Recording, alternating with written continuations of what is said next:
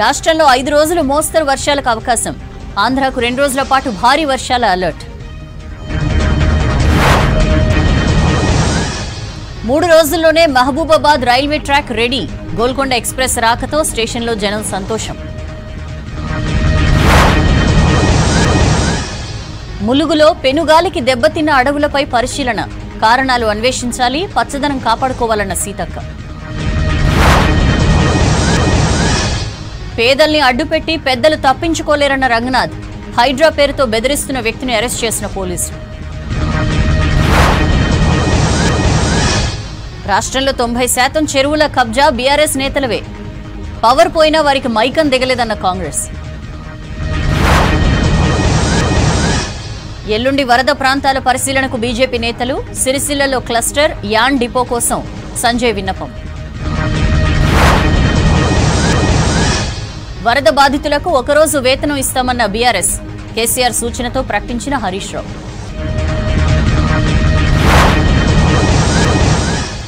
రేవంత్ మంచి పని చేశారు. హైడ్రా లాంటిది ఉండాల్సిందే. తెలంగాణకు కోటి, ఏపీ ముంపు గ్రామాలకు పవన్ భారీ విరాళం. త్రిపురలో 2 వేర్పాటువాద సంస్థలతో కేంద్రం ఒప్పందం. ఈశాన్య రాష్ట్రాల అభివృద్ధికి ప్రాధాన్యమన్న అమిత్ షా. మోదీ మానసికంగా ముందే ఓడిపోయారన్న రాహుల్. వినేష్ ఫోగట్, బజరంగ్ పునియా భేటీతో ఆసక్తి. డీటెయిల్స్ చూద్దాం. రాష్ట్రానికి హెవీ రెయిన్ అలర్ట్ జారీ చేసింది ఐఎండీ. రేపు బంగాళాఖాతంలో అల్పపీడనం ఏర్పడే ఛాన్స్ ఉందన్నారు అధికారులు. ఈ ప్రభావంతో పలు జిల్లాల్లో భారీ నుంచి అతి భారీ వర్షాలు కురవచ్చన్నారు. ఇవాళ 5, రేపు 2 జిల్లాలకు ఆరెంజ్ అలర్ట్ ఇచ్చారు. మరోవైపు జిల్లాల్లో అక్కడక్కడ వర్షాలు కంటిన్యూ అవుతున్నాయి. వాగులకు, ప్రాజెక్టులకు వరద పోటెత్తుతోంది. మొన్నటి వరకు కురిసిన భారీ వర్షాలకు పలు జిల్లాల్లో తీవ్ర నష్టం జరిగింది. ఖమ్మం, ములుగు, మహబూబాబాద్ జిల్లాలపై వరదల ప్రభావం ఎక్కువగా ఉంది.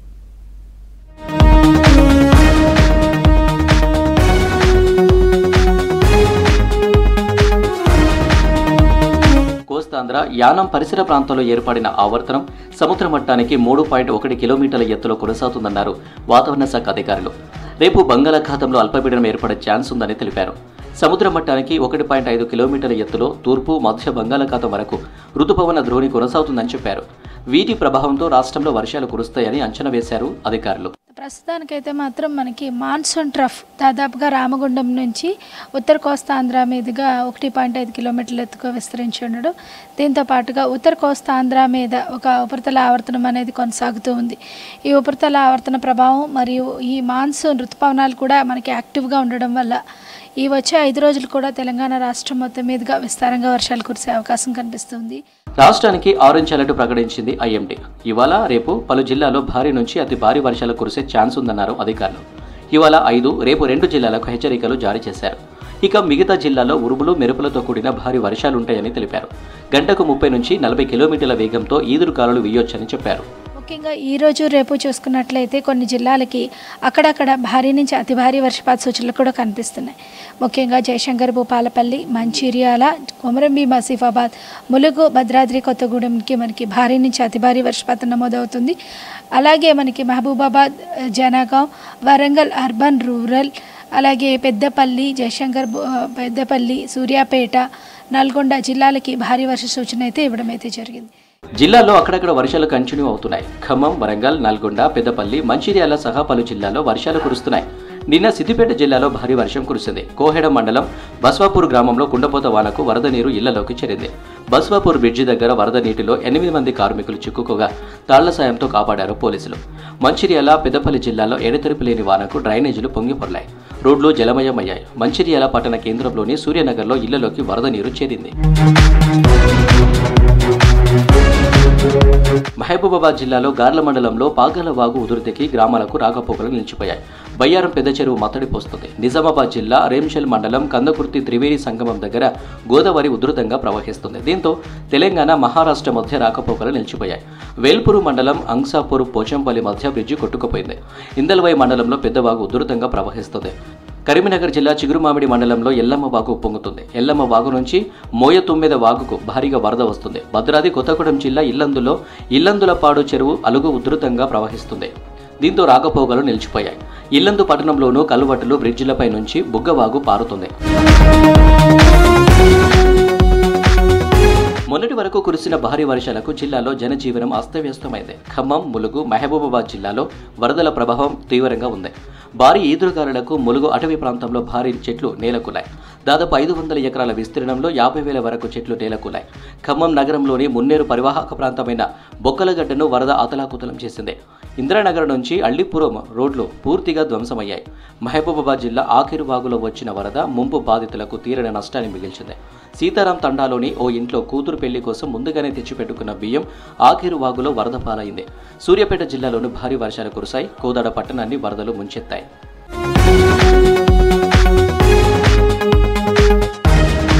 భారీ వర్షాలకు కృష్ణా, గోదావరి నదులు ఉధృతంగా ప్రవహిస్తున్నాయి. ప్రాజెక్టులకు ఇన్ఫ్లో కంటిన్యూ అవుతుంది. నిజామాబాద్ జిల్లా శ్రీరామ్ సాగర్ ప్రాజెక్టుకు వరద పోటెత్తుతుంది. దీంతో అధికారులు 41 గేట్లు ఓపెన్ చేసి నీటిని విడుదల చేస్తున్నారు. శ్రీశైలం జలాశయానికి ఎగువ ప్రాంతాల నుంచి 99,615 క్యూసెక్ల ఇన్ఫ్లో వస్తుంది. దీంతో జలాశయం 6 గేట్లు 10 అడుగుల వరకెత్తి 181,235 క్యూసెక్ల వరద నీటిని సాగర్కు విడుదల చేస్తున్నారు. కరీంనగర్లోని లోయర్ మానేర్ డ్యాంకు పెద్ద ఎత్తున వరద వస్తుండటంతో గేట్లెత్తేందుకు సిద్ధమవుతున్నారు అధికారులు. ఇవాళ లేదా రేపు 3 గేట్లు ఎత్తనున్నట్లు తెలుస్తుంది.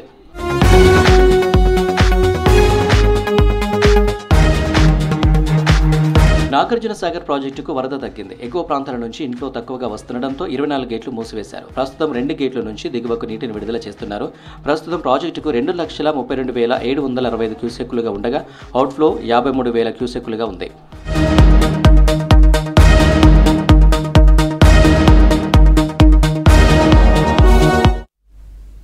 కేంద్రం నుంచి రాష్ట్రానికి రావాల్సిన నిధులపై ఫోకస్ పెంచారు సీఎం రేవంత్ రెడ్డి. త్వరలో తెలంగాణ సందర్శించే ప్లానింగ్ కమిషన్తో చర్చించాల్సిన అంశాలపై ఆర్థిక శాఖ అధికారులతో డిస్కస్ చేశారు. మరోవైపు వరద బాధితులను అన్ని రకాలుగా ఆదుకుంటున్నామన్నారు మంత్రులు. బీఆర్ఎస్ నేతలు పనిగట్టుకుని చేస్తున్న విమర్శలు పట్టించుకోబోమన్నారు. వర్షానికి నష్టపోయిన రాష్ట్రాన్ని ఆదుకోవాలని కేంద్రాన్ని కోరారు.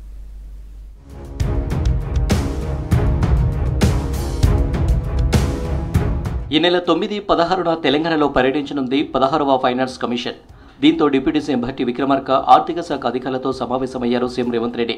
ఫైనాన్స్ కమిషన్ ద్వారా రాష్ట్రానికి రావాల్సిన నిధులపై ఆరా తీశారు. స్థానిక సంస్థల ఎన్నికలు ఆలస్యం కావడంతో ఫైనాన్స్ కమిషన్ నుంచి రావాల్సిన నిధులు ఆగిపోయాయి. దీనిపై సీఎం చర్చించినట్లు సమాచారం.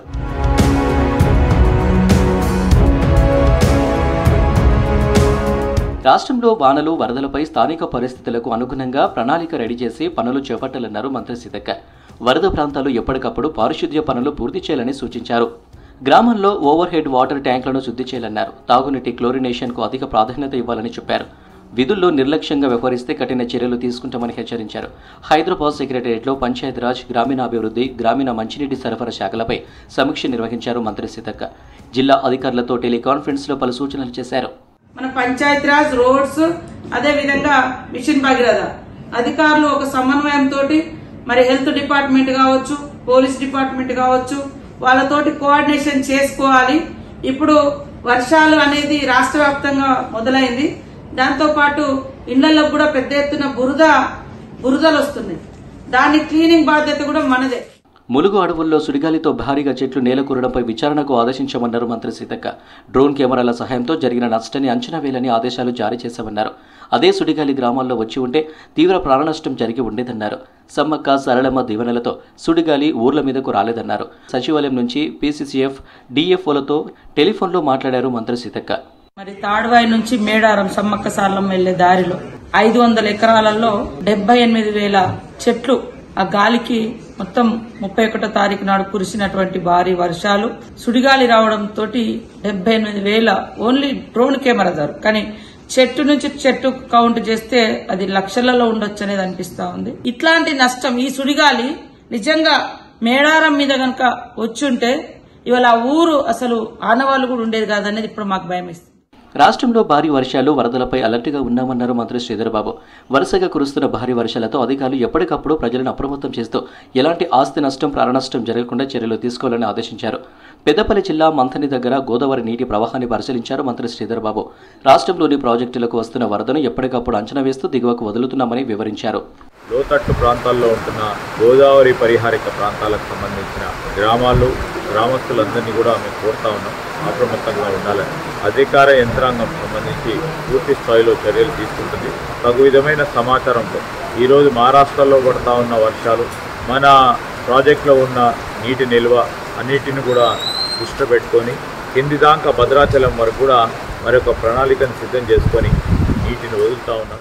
రాష్ట్రంలో భారీ వర్షాలు వరదలు సంభవిస్తుండటంతో ప్రజలంతా జాగ్రత్తగా ఉండాలన్నారు మంత్రి పొన్నం ప్రభాకర్. ప్రజలకు ఎలాంటి ఇబ్బందులు లేకుండా సీఎం రేవంత్ రెడ్డి నేతృత్వంలోని కాంగ్రెస్ సర్కారు చర్యలు తీసుకుంటుందన్నారు. రాజకీయం చేసేవారు ఎప్పుడు అదే పని చేస్తారని, కానీ అన్ని రకాల సహాయ కార్యక్రమాలు చేపట్టేది ప్రభుత్వం మాత్రమేనన్నారు. ప్రకృతి విపత్తును ఆపగలిగే శక్తి ఎవరికీ లేదన్నారు పొన్నం. కేంద్రం రాష్ట్రాన్ని ఆదుకోవాలని కోరారు. ప్రకృతి విలయతాండం చేస్తూ ఉన్నప్పుడు మనమే జాగ్రత్త తీసుకోవాలి. నేను అందరికీ విజ్ఞప్తి చేస్తూ ఉన్నా, దయచేసి విపరీతమైన వర్షాలు పడే సందర్భంలో అన్ని రకాల జాగ్రత్తలు తీసుకోండి. ప్రభుత్వం తరఫున రేవంత్ రెడ్డి గారి నాయకత్వంలో క్యాబినెట్, శాసనసభ్యులు, పార్టీ మొత్తంగా ఈ యొక్క రీహాబిలిటేషన్ వాళ్ళకు సంబంధించిన పునరావాస కార్యక్రమంలో నిమగ్నమై ఉంది. రాజకీయాలు చేసేవాళ్ళు రాజకీయాలు చేస్తూ ఉంటారు, కానీ ప్రజలకు అండగా ఉండే బాధ్యత గల ప్రభుత్వంగా మేము అన్ని రకాల కార్యక్రమాలు చేస్తూ ఉన్నాం. వైద్య ఆరోగ్య శాఖలో 2600 పోస్టుల భర్తీకి రాష్ట్ర ప్రభుత్వం అనుమతి తెలిపింది. ఈ మేరకు ఉత్తర్వులు జారీ చేసింది. 945 కాంట్రాక్ట్, 1562 అవుట్సోర్సింగ్, 93 ఉద్యోగాలు ఎంటీఎస్ పద్ధతిలో భర్తీ చేయనున్నారు. ఉమ్మడి నిజామాబాద్ జిల్లా వరప్రదాయిని నిజాం సాగర్ ప్రాజెక్టు నిండు కుండలా మారింది. దీంతో గంగమ్మ తల్లికి పూజలు చేసి గేట్లెత్తి నీటిని విడుదల చేశారు మాజీ స్పీకర్, బాన్సువాడ ఎమ్మెల్యే పోచారం శ్రీనివాసరెడ్డి. ఈ ఏడాది వర్షాలు సమృద్ధిగా కురుస్తున్నాయని రైతులు ఆందోళన చెందాల్సిన అవసరం లేదని చెప్పారు. నిజాం సాగర్ పూర్తి స్థాయి నీటి మట్టం 1405 అడుగులు కాగా ప్రస్తుతం 1403.60 అడుగుల మేర నీరుంది.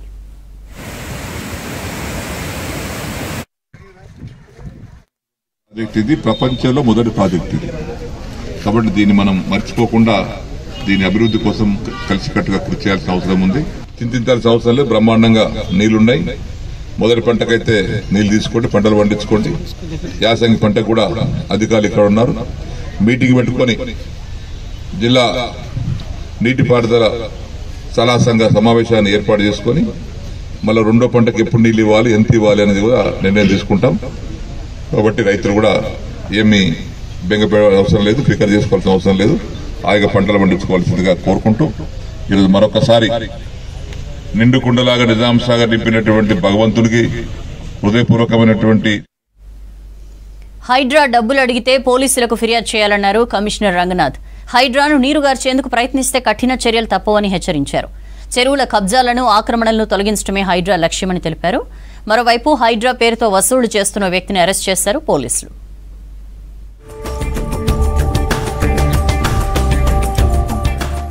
పెద్దల ఆక్రమణలు కూల్చేది ఖాయమని, పేదల్ని అడ్డుపెట్టి తప్పించుకోలేరని కబ్జాదారుల్ని హెచ్చరించారు హైడ్రా కమిషనర్ రంగనాథ్. హైడ్రా పేరుతో బెదిరింపులకు పాల్పడితే కఠిన చర్యలు ఉంటాయని, జైలుకు పంపిస్తామని చెప్పారు. చెరువులు, నాలాల ఆక్రమణలపై ప్రజల ఫిర్యాదులతో హైదరాబాద్లో ఫీల్డ్ విజిట్ చేశారు రంగనాథ్.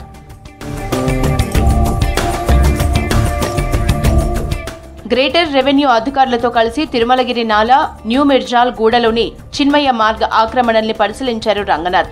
జవహర్ నగర్ పరిధిలోని చెరువులు, నాలాలు పరిశీలించారు. అంబేద్కర్ నగర్లోని ఇందిరా చెరువు నాలాలు కబ్జా అయినట్లు గుర్తించారు.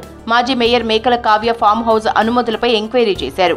కబ్జాలకు పాల్పడితే కూల్చివేతలు తప్పవన్నారు.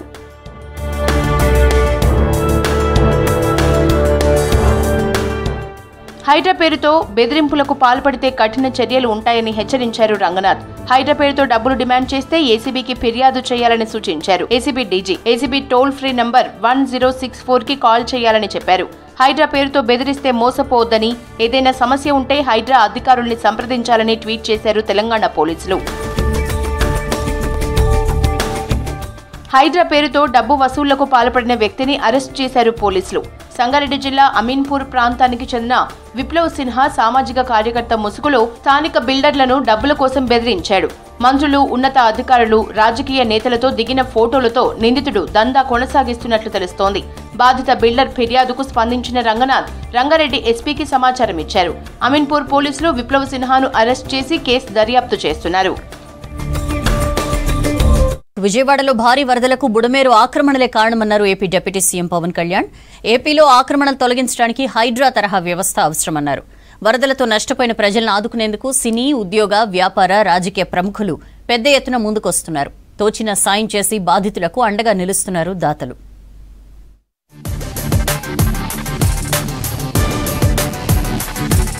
హైదరాబాద్లో ఆక్రమణల తొలగింపుకు సీఎం రేవంత్ సర్కార్ చర్యల్ని అభినందించారు AP deputy CM Pawan Kalyan. Telangana ప్రభుత్వం హైడ్రా ఏర్పాటు చేసి మంచి పని చేసిందన్నారు. విజయవాడలో వరదలకు బుడమేరులో ఆక్రమణలే కారణమన్నారు. బుడమేరు 90% కబ్జాలకు గురైందన్నారు.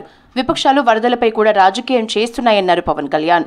ఇది హైడ్రా మనకి హైడ్రా లాంటి వ్యవస్థ ఇప్పుడు ఒకటి prevention is better than cure కదండి. అని ప్రతిసారి ఏం చేస్తాం మనం, వైలేషన్స్ జరిగే వరకు మనందరం వెయిట్ చేసేది. మనందరికీ నేను మాట్లాడినప్పుడు కూడా బ్లైండ్గా వైసీపీ చేసేసిందో లేదా వీళ్ళు చేసి మేమే మాట్లాడలా. అట్లీస్ట్ మీరు వచ్చి కరెక్ట్ చేయాలి కదా. మేమనేది గత 20-30 సంవత్సరాలుగా మీరు చాలా సక్సెస్ఫుల్ ప్రభుత్వాలు. ఇప్పుడు నేను ఎవరో ఒక ఎక్స్ వచ్చి ఒక వైలేట్ చేస్తాడు, ఇంకొక వై వచ్చి ఇంకో వైలేట్ చేసుకుంటే ఇట్లాగా ఒక 10,000 మంది వచ్చి ఒక వైలేషన్ జరిగితే బుడమేరు పరివాహక ప్రాంతం అంతా ఇల్లు కట్టేశారు. అది బేసిక్గా పంచాయతీలకు రెస్పాన్సిబిలిటీ ఉంది, మున్సిపాలిటీలకు రెస్పాన్సిబిలిటీ ఉంది, సంబంధిత అధికార యంత్రాంగానికి రెస్పాన్సిబిలిటీ ఉంది. విజయవాడ ముంపుకు బుడమేరు ఆక్రమణలే కారణమన్నారు AP PCC chief YS Sharmila. Budameru రక్షణకు ప్రభుత్వం వెంటనే చర్యలు ప్రారంభించాలన్నారు. తెలంగాణలో ఏర్పాటైన హైడ్రా వంటి సంస్థ విజయవాడకు అవసరమన్నారు. బుడమేరు ఆక్రమణలు తొలగించడానికి ప్రభుత్వం వెంటనే ఏర్పాట్లు చేయాలన్నారు షర్మిల. రెయినీ సీజన్ అంటేనే రెయిన్స్ వచ్చే సీజన్ కాబట్టి వీలైనంత వరకు ప్రికాషనరీగా ముందే ప్రభుత్వాలు అధికారులు ఆలోచన చేసి డ్యామేజ్ కంట్రోల్ మోడ్లోనే రెయినీ సీజన్ మొదలు నుంచి ఉండాలని కాంగ్రెస్ పార్టీ కోరుతుంది. ఈ బ్యారేజ్కు సంబంధించి వెంటనే చర్యలు తీసుకోవాలి. ఎవరు దీనికి అకౌంటబుల్లో, ఎవరు దీనికి రెస్పాన్సిబుల్లో వెంటనే కనుక్కోవాల్సిన అవసరం ఉంది. 2 తెలుగు రాష్ట్రాల్లో వరదలతో నష్టపోయిన ప్రజల్ని ఆదుకునేందుకు దాతలు పెద్ద ఎత్తున ముందుకొస్తున్నారు. ఆంధ్రప్రదేశ్లోని ప్రభుత్వ ఉద్యోగులు ఒకరోజు బేసిక్ శాలరీని వరద బాధితులకు అందజేశారు. ఈ మేరకు అనుమతి పత్రాన్ని సీఎం చంద్రబాబుకు జేఏసీ నేతలు అందజేశారు. ఉద్యోగ సంఘాలు అందించిన సాయం 120 కోట్లకు పైగా ఉంటుందని తెలిపారు. తెలంగాణ ఉద్యోగులు కూడా ఇప్పటికే ఒకరోజు వేతనం ప్రకటించారు. వరద బాధితులకు 6 కోట్ల రూపాయల భారీ విరాళం ప్రకటించారు AP deputy CM Pawan Kalyan. ఏపీలోని ముంపు ప్రభావిత గ్రామాలకు ఒక్కో పంచాయతీకి 1,00,000 రూపాయల చొప్పున అందిస్తామన్నారు. మొత్తం 400 గ్రామ పంచాయతీలకు 4 కోట్ల రూపాయలు విరాళం ఇచ్చారు. ఈ నిధుల్ని నేరుగా గ్రామ పంచాయతీల ఖాతాకు అటాచ్ చేయనున్నట్లు తెలిపారు. ఇప్పటికే 2 తెలుగు రాష్ట్రాలకు 1 కోటి రూపాయల చొప్పున విరాళం ఇచ్చారు పవన్ కళ్యాణ్. ప్రత్యేకించి నేను క్షేత్రస్థాయిలో ఈరోజు అందరితో మాట్లాడుతున్నా ఒకటే అనిపించింది, ఇంకా చెయ్యాలి, దీనికి ఇంకొంచెం నా వంతు సహాయం సరిపోవట్లేదు, ఇంకా చేయాలనిపించింది.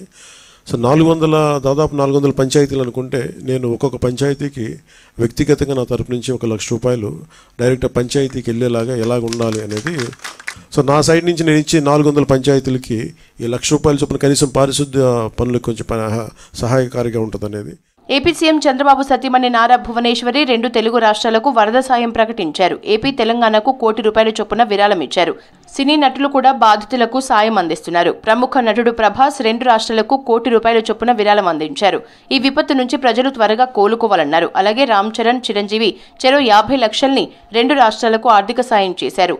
మహేష్ బాబు, అల్లు అర్జున్, అక్కినేని కుటుంబం తెలుగు రాష్ట్రాలకు 50 లక్షల చొప్పున సాయం అందజేశారు.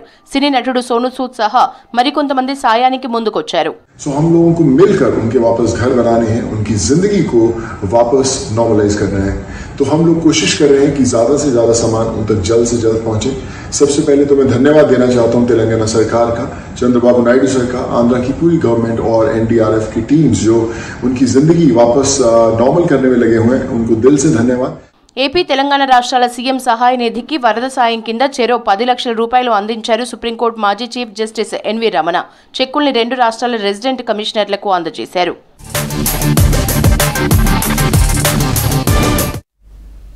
జమ్మూ కాశ్మీర్ అసెంబ్లీ ఎన్నికల్లో బీజేపీ ఓటమి ఖాయమన్నారు కాంగ్రెస్ అగ్రనేత రాహుల్ గాంధీ. కూటమి సర్కార్ ఏర్పడగానే జమ్మూ కాశ్మీర్కు రాష్ట్ర హోదా పునరుద్ధరిస్తామని చెప్పారు. హర్యానాలో ఎన్నికలకు ముందు కీలక మార్పులు చోటు చేసుకుంటున్నాయి. ప్రముఖ రెజ్లర్లు వినేష్ ఫోగట్, బజరంగ్ పునియా రాహుల్ను కలిశారు. మరోవైపు హర్యానాలో ఆప్తో పొత్తులపై కాంగ్రెస్ చర్చలు కొనసాగుతున్నాయి.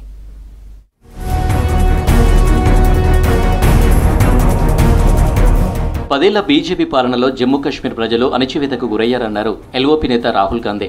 అసెంబ్లీ ఎన్నికల్లో కాంగ్రెస్ కూటమి గెలుపు ఖాయమన్నారు. అధికారంలోకి రాగానే జమ్మూ కాశ్మీర్కు తిరిగి రాష్ట్ర హోదా తెస్తామని చెప్పారు. ఎన్నికలకు ముందే రాష్ట్ర హోదా ఇవ్వాలని కేంద్రాన్ని కోరామన్నారు. మోదీ సర్కారుకు జమ్మూ కాశ్మీర్ ప్రత్యేక రాష్ట్రంగా ఉండడం ఇష్టం లేదన్నారు. కాంగ్రెస్ కూటమి అధికారంలోకి వస్తే స్థానిక యువతకు ఉద్యోగాలు కల్పిస్తామన్నారు రాహుల్.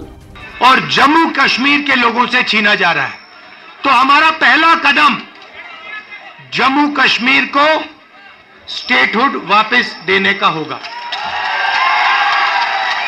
बीजेपी ये नहीं चाहती है और उन्होंने कहा है कि पहले चुनाव होगा और उसके बाद स्टेटहुड की बात होगी। और हम कह रहे हैं बीजेपी चाहे ना चाहे इंडिया गठबंधन इतना दबाव डालेगी कि जम्मू कश्मीर के लोगों को स्टेटहुड देना ही होगा। ఈశాన్య రాష్ట్ర మణిపూర్లో అల్లర్లపై కేంద్రం ఎందుకు స్పందించడం లేదో చెప్పాలన్నారు ఏఐసీసీ చీఫ్ మల్లికార్జున ఖర్గే. 16 నెలలుగా హింస చెలరేగుతుంటే మోదీ సర్కార్ ఏం చేస్తుందని ప్రశ్నించారు. ఇప్పటికైనా ఎన్డీఏ సర్కార్ వెంటనే ఈశాన్య రాష్ట్రాల్లో శాంతి భద్రతలపై దృష్టి పెట్టాలన్నారు. ప్రధాని మోదీ మణిపూర్ పర్యటించి ప్రజల సమస్యలు తెలుసుకోవాలన్నారు ఖర్గే.